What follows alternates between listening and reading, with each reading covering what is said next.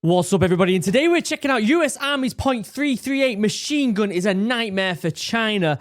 This is the legendary Cappy Army. Do you know what, Chris? I don't know if you see this, Chris, just talking to you here. I'm so proud of what you've done. I'm so proud that you were able to leave the comfort of the channel you were working on, that you really and truthfully excelled further than it needed to start your own. Now you're at 721,000 subscribers, making absolutely phenomenal content. So well done, Chris. Well done. Doing pretty fucking good. It's very impressive, and I don't think it could have happened to a better YouTuber, if I'm honest with you. I will leave a link down below to Cappy Army's YouTube channel. If you've not already got... Listen, if you've not gone over there and subscribed already, then you're a fool. You're an absolute fool. Absolute fool. Before we get started, though, I don't know the intricacies of this weapon. I'm actually quite interested in this. For those of you who watch my channel quite a lot, I like when we find out more news about new equipment. When the whole news broke about the KS-1, the Knight's Armament weapon that the Royal Marines are getting, I loved learning about all that stuff. And so this really does interest me. Before we get started, though, check out Chug, 10% off, link down below for the best drinking vessel in the world. Do you know what? Last night, I watched episode 4 of Night of the Seven Kingdoms, which, if you don't know what that is, it's a spin-off show from A Song of Ice and Fire, from the Game of Thrones world. And I swear to God, there's a scene, spoiler alert, skip forward like a minute or something like that. There's a scene in episode 4 where the Baratheon knights someone, I won't say. And I swear to fucking God, I got full body goosebumps. And when I drink out of a chug, it just makes me feel like I'm in that world a little bit more. And you sit back, stick on Night of the Seven Kingdoms and watch some fucking knights get the lances down with the boys and that sounds a bit wrong, that, doesn't it? Absolutely cause a ruckus and start kicking the shit out of each other. And you're sipping your drink out of one of these. Mate. Perfection, in my opinion. 10% off, link down below. Free customization, free bag. And it ships to America. Go buy yourself one. Look like a fucking legend. Look like a Knight of the Seven Kingdoms. Also, check out Morale if you haven't already. I started this drink. I made it. It took multiple years to make. Branding, naming, recipe, ingredients, the linesman, the cordyceps, the L-theanine, the beta-glucans, everything.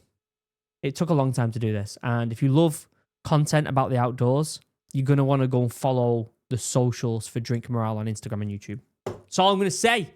That's all I'm going to say. All right. What's going on with this new bit of kit? This is the US Army's new RM338. It's the world's most powerful machine gun that a single soldier can carry. It has basically twice the firepower and twice the range. The highly classified prototype. Can I just say, he said for a single individual to carry. I don't know how big Chris is. It has basically twice the firepower and twice the range. I don't know how big Chris is, but you're lugging that around. Listen, I've known some fucking absolute units when I was in the Royal Marines. You give them a GPMG, and it's still quite difficult to go on patrol with a GPMG, because it's not. You have to remember, you're not just carrying around something like this. You're carrying around spare barrels, extra ammo, cleaning equipment, all that stuff added on top of this. Yes, you can disperse that kit between your section. That's a big weapon right there, isn't it? That's a big weapon. Highly classified prototype brings the gigantic firepower of a 50 cal down into a more manageable, man-portable package. You're not firing that from the shoulder. Chris, put it down. Christ almighty. You'll pop a socket. Real-life BFG from Doom that fires the humongous .338 Norma Magnum round at 525 rounds per minute straight into the enemy's teeth. Good Lord. The ballistics of the .338 Norma are very, very similar to 50 cal ballistics. Okay, but surely, because this is a bit more of a specialized round rather than NATO rounds like 7.62 or whatever, surely it's going to be vastly more expensive to keep this bit of kit going. I get it. A lot of people will be like, yeah, but it's the American military industrial complex. They'll piss out $250 million just for ammo for training. Do you know what I mean? I get it, but still. It's about 2 to 3% off. That's awesome. Proof of its influence in the firearms world is that in response to the appearance of this beast, we saw the Chinese People's Liberation Army is now racing to copy, develop their own 338 machine gun. So a lot is at stake with this new weapon, which is why I flew out to beautiful sunshiny Texas to visit the defense company True Velocity to find out what new firearms technology made this possible, the unique tactics that this beast allows for, and whether it will replace the Army's M240, the M250 cal, or neither. I don't think it'll... You have to remember, these weapons that are good and that work, they stay in commission for a very, very, very long time. They might not be... They might switch from being the main purpose belt-fed weapon that can be taken on patrol, but... It takes a long time for that switch over to happen. I'm your average infantryman, Chris Cappy, and let's find out how many people made fun of me in the comments section for cosplaying. The problem this weapon solves for is that... What, was Chris actually in the military? Was he actually in the military? I don't know, you know. I'm actually not sure. I'm trying to Google it, but I don't see anything. Let me know in the comments. Was he actually in the military? For more than 20 years, American infantry either had to hump around the M240 and they got outranged in the mountains, or they brought a 50 cal with a dang forklift. So the 338 machine gun began development in response to this problem in 2010, that specific tactical issue. The U.S. Army's Irregular Warfare Office ordered this system, telling them to make something that would make me legitimately hua unironically. The RM338 is one of the final contenders in the Army's future medium machine gun program, which is worth over $3.5 billion to the winner. Mental. And, well, nothing to the loser. General Dynamics were the first original team to start work on perfecting the lightweight medium machine gun. Its job would be to plug that wide open capability gap between the two weapons with this portable 50-ish effect. Ew, that gap is gaping. It's wide open. As our method of fighting wars changed over time, the need to have greater capability with smaller units and for units to impact greater area on the battlefield. So we started development on this weapon system. Thanks to Yeah, I get it. You're trying to... When they're building all this new equipment, they're finding all the limitations and the flaws, and they're trying to fill them gaps. I understand that. I'd love to know... Well, there's a few things that come... that always appears when new bits of kit come out is one, what do the lads think? The lads who are actually going to be using it, how do they feel shooting this bit of kit? Do they just prefer the normality of what they've been using and what they're experts on already? Are they willing to compromise time in additional training to get this up to the standard it needs to be within the section, the troop? And is it even worth filling that gap? Like, in the first place? Seems like in this case, it might be. New advances in ammunition and precision machining, this weapon's cartridge has triple the performance compared to the M240 7.62. The bullet has over 6,000... Okay, this is actually really interesting here. Wow. Effective range, 200 to 300 yards for the 7.62 NATO. Over 1,600 yards for this 338. That is unbelievably better. Unbelievably better. Bullet weight. The weight of the rounds are much bigger as well. They're nearly double the weight of the rounds, aren't they? So there's something to look at. Are you going to be carrying half of the amount of rounds that you would usually carry? Like, they're looking almost double the weight in grams. In fact, it is double the weight. It's exactly double the weight. And so, are you willing to carry half the amount of rounds that you've been carrying for that extra 1,300 yards? I don't know. I think that's quite a good compromise, actually, isn't it, to be honest with you? 1,300 joules of muzzle energy. That's absolutely insane. The round is actually closer to a 50 cal effect on target. Wow. But it's half the size and weight. Just because it's more powerful doesn't necessarily mean it's more better. Is it legitimately necessary? Before we get into that, you guys already know by now I'm not some elite financial guy. I'm just your regular infantryman. But even I can see how fast things can go sideways. Look at the economy Army right now. We're facing record national debt. In gonna get 306 or text through Cappy to 65532. That's 844-755. If you know, you know. If you know, click you know. my link in the description below. But the RM338 platform itself is unique in that it is only 49 inches long with a standard 24-inch barrel, all weighing at about 25 pounds unloaded, which is all roughly the same as the M240. Let's have a look here. Yeah, you're talking half an inch. Listen, half an inch can make all the difference. Oh, I'm so fucking immature. Yeah, it's half an inch difference. The weight, 27.6 pounds to 25 pounds.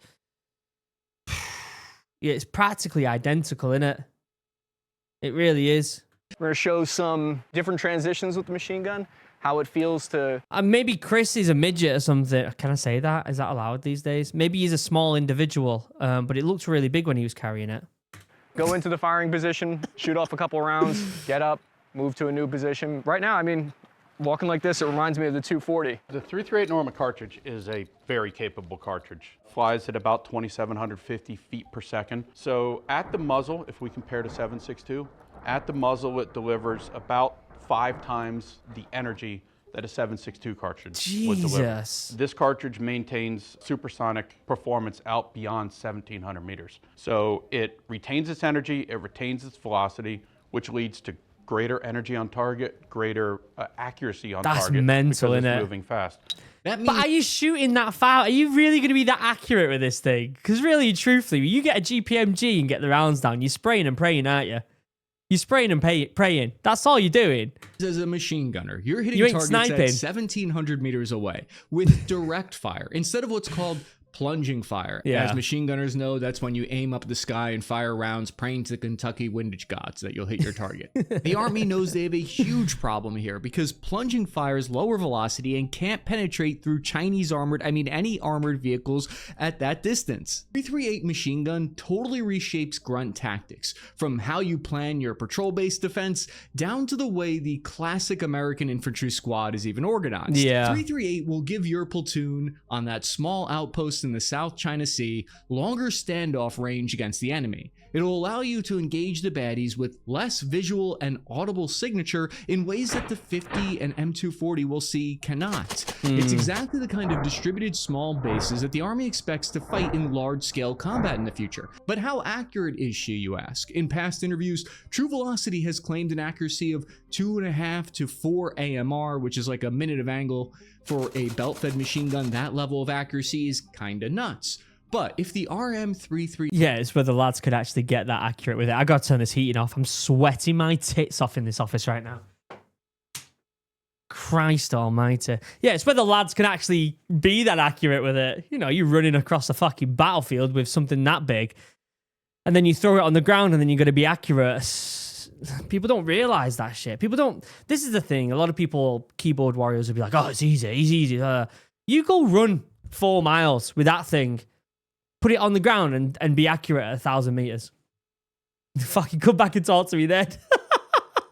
is so hot. Why hasn't she been adopted yet? Well, by 2014, the unlimited money train from the global war on terror was drying up. So the project was shelved and we were blue-balled for years until 2017 when SOCOM Special Forces dusted the idea off and requested the weapon once more, saying that they wanted to acquire 5,000 of them, coincided with a broader push by Big Army to update their entire inventory of small arms. So all this breathed new life into the forgotten program. But I think the big million-dollar question is, what does this weapon actually replace?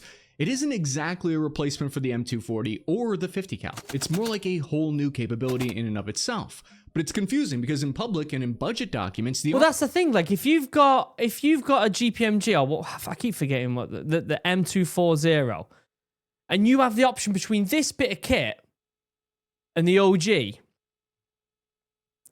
yes, you're carrying less rounds, but with the accuracy difference and the distance, I think I'd go for it. Like, what's the compromise there? You're shooting half the rounds, but you can be more accurate with them at a longer distance. In my opinion, that's kind of worth the compromise. Army is officially calling the weapon a replacement for the M240. Yeah. But the M240 is also likely going to stick around for many decades to come. Oh, It's a much definitely. beloved and trusted weapon system by troops that have used it since 1977, It's also 7.62. So like you're in Germany getting the rounds down with the lads. You're in Britain on the ranges getting the rounds down. But anywhere in NATO, you're gonna have rounds at your availability. It's a NATO round, 7.62. If you're out getting the rounds down anywhere in NATO, that ammo is going to be available to you.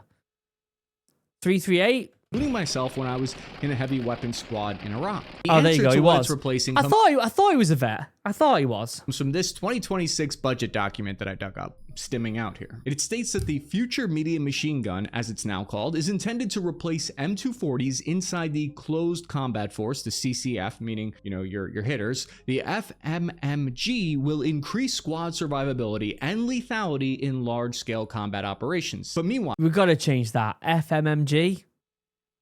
We got to change that. That's got to change. at the same time, beginning in 2024, SOCOM, Special Operations Command, began looking at adopting this 338 machine gun to replace some of their 50 cals. So is it for the 240 or the 50? For years, the Marine Corps also looked at this system as replacement for both the 50 and the 240.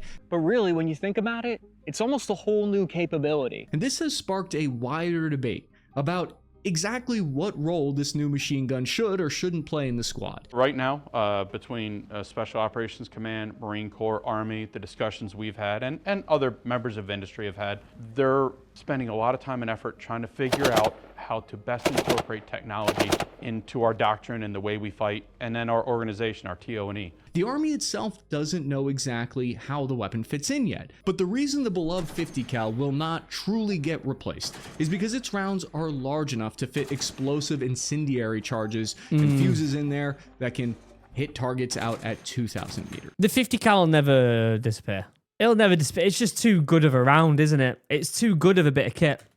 Take a look at the typical line infantry platoon setup. This graphic comes from battleorder.org. They also have a great YouTube channel. You should check them out. For decades, it's been I two will. of the way smaller M249 machine guns per squad, and the rest of them all have M4s, basically. And then each platoon has one heavy weapon squad, which has two of the M240 Bravo machine guns. So the big question is, will each platoon get one 338 machine gun and keep the 240s and just compile them, or But why also compartmentalize it like that? Why not let the troop dictate what they can carry on the ground depending on the scenario? That's what we did in the Royal Marines. Yes, we were trained. I was trained on the Benelli, on the sharpshooter, on the handguns. I was trained with LMG. I was trained with the Mini-Me. I was trained with the GPMG. I was trained with all these different weapons. I was trained on a minigun. I was trained on all of these things.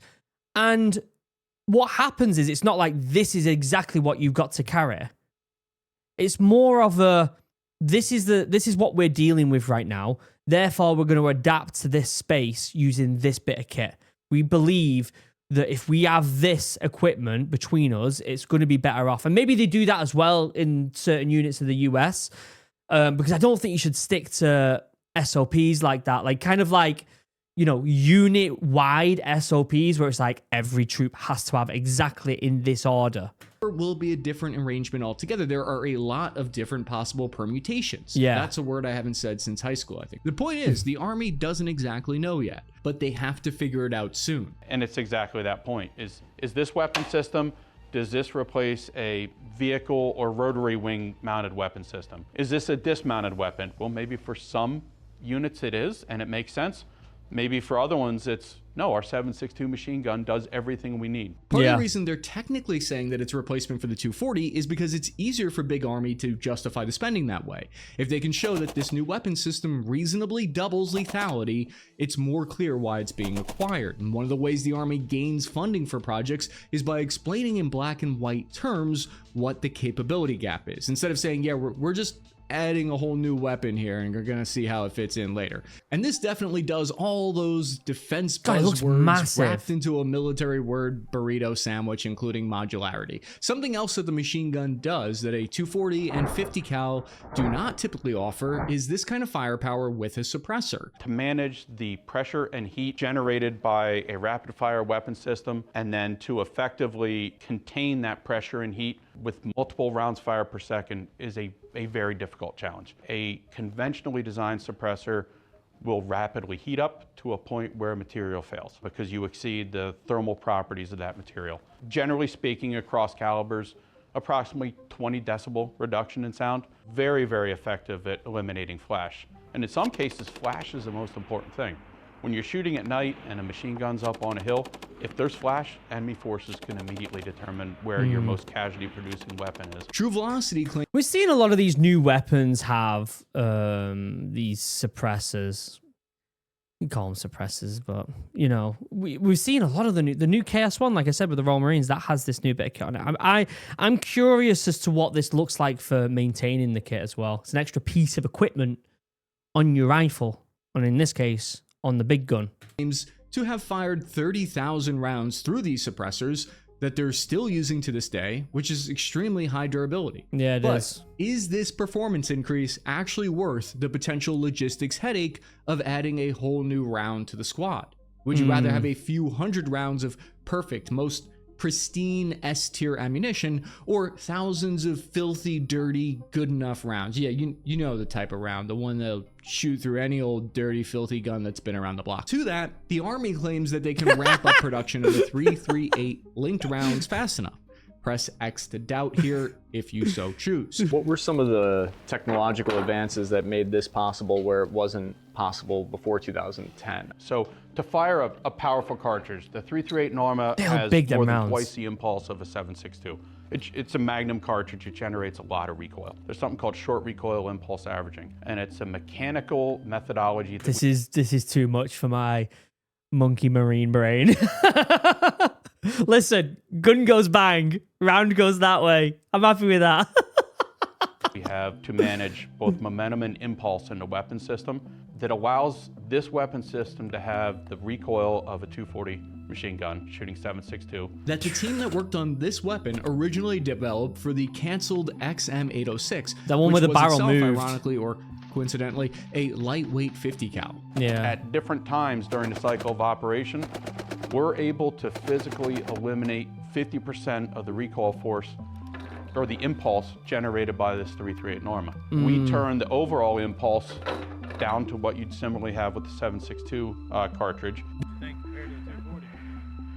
Yeah, it's got less recoil and it feels like one constant push instead of like a thump, thump, thump, thump, thump. This RM338 machine gun is unique in that it operates off both short recoil and gas.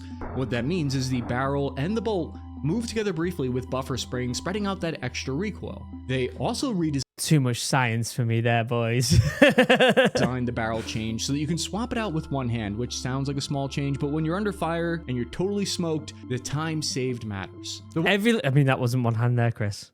But yeah, every little helps with that shit. Weapon is set to fire at about 525 rounds per minute, which is about 20% slower than the M2. I mean, come on. Do you really want to... No one's getting more than 525 rounds per minute down, though. Let's be honest. You're doing small bursts. 240.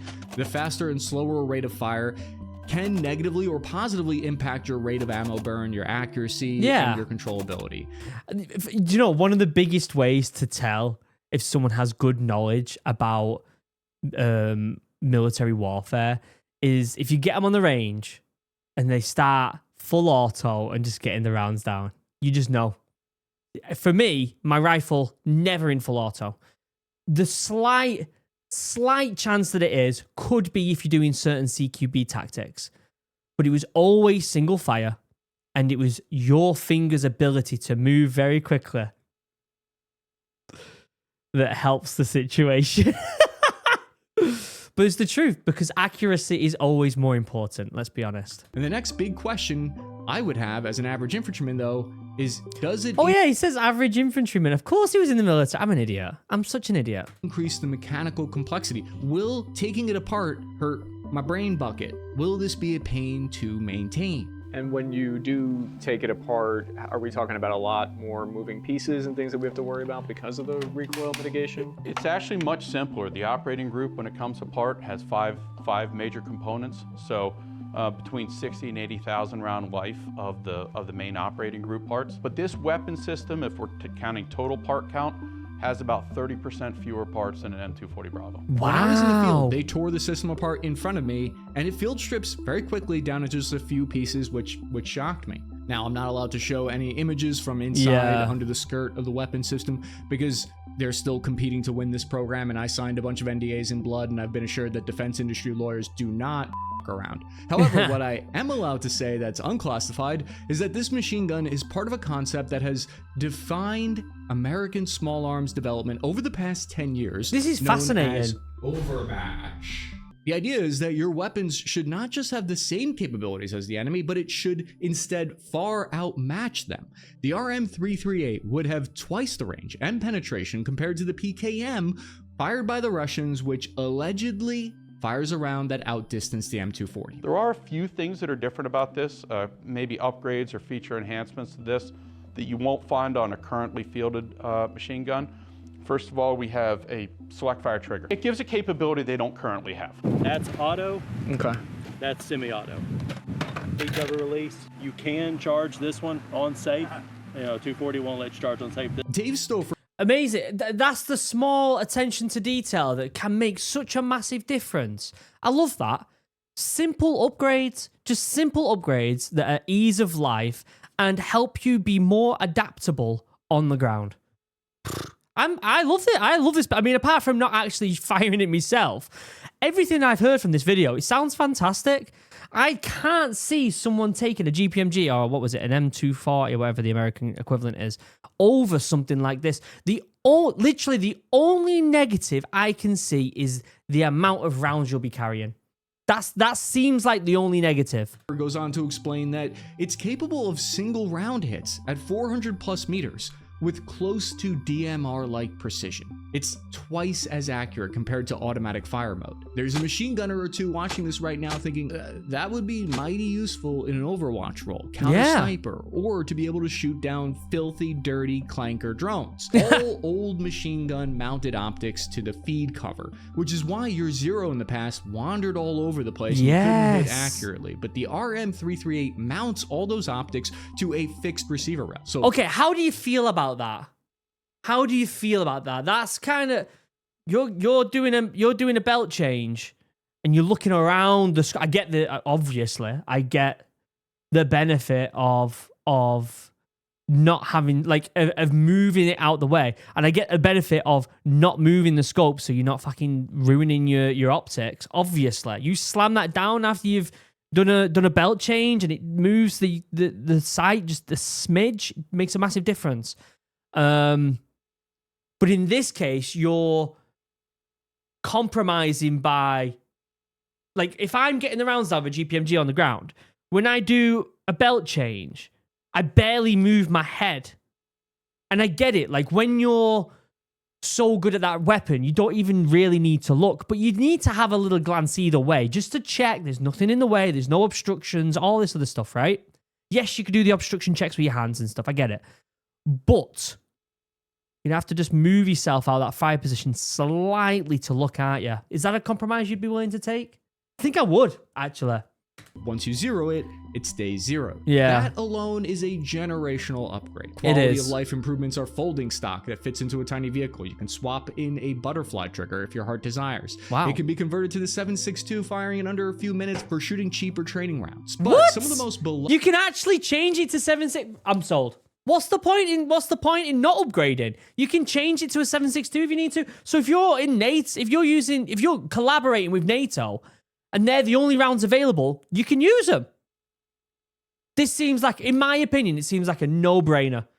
A no-brainer. Of things about the M240 and the M2 Mod Deuce has always been their reliability and durability. Old trusty. Is this new weapon able to match that? So our first maintenance is at 2,000 rounds, and that's just wipe and oil. First cleaning, at least in our manual, is at 4,000 rounds. We have gone out Wow. and done 10,000 round fire tests with just a little bit of oil added to the weapon halfway through. The gas system does not require any maintenance. It's highly reliable. We fired in the development of this weapon more than 350,000 rounds, either in test, demonstration, development. Keep in mind, this system is still heavier overall compared to an M240 because the rounds weigh about 5 pounds more per 100 linked rounds. However, if they adopted True Velocity's polymer-cased, basically plastic-cased ammunition, they claim you could save up to 30% reduction in weight versus brass. In the 1970s, when the M240 was I'm sold. I'm so sold on this bit of kit. first adopted by the Army, you might not know that it spent years as just a coaxial machine gun mounted on tanks before slowly being adopted into squads as a portable machine gun role by the 1990s. It's likely, I think, that we'll see the 338 machine gun in a similar kind of position. If the concept of overmatch is valid, then this weapon makes it more like frickin' overkill. When in doubt, frag out shirts available now, link in the description. Check out this video about the Army's new grenade gun, or this playlist of all of our firearms episodes. Absolutely phenomenal video by Cappy Army. Might be one of the best ones I've seen of his, actually. I really like that, and I'm sold on the weapon already. I get that there's always that bar to entry of actually getting the rounds down. You might be sold on a weapon through all the statistics and the look of it and the abilities and the possibilities, but the moment you get the rounds down and it just feels off a bit, and you get that intuition in the military. When I picked up that sharpshooter, loved it. When I picked up the shotgun, I loved it. You pick up an LSW, I fucking hated it. Freaking LSW. Remember you getting pinged with one of them. Anyway, I'll leave a link down below to Cappy Army's videos. Absolutely phenomenal. Check out Chug if you want to look like a Knight of the Seven Kingdoms while you drink your drink. I might go watch that episode again. It was sick. And go and buy yourself some morale if you haven't already. Other than that, I love you all. Have a wonderful day. Goodbye.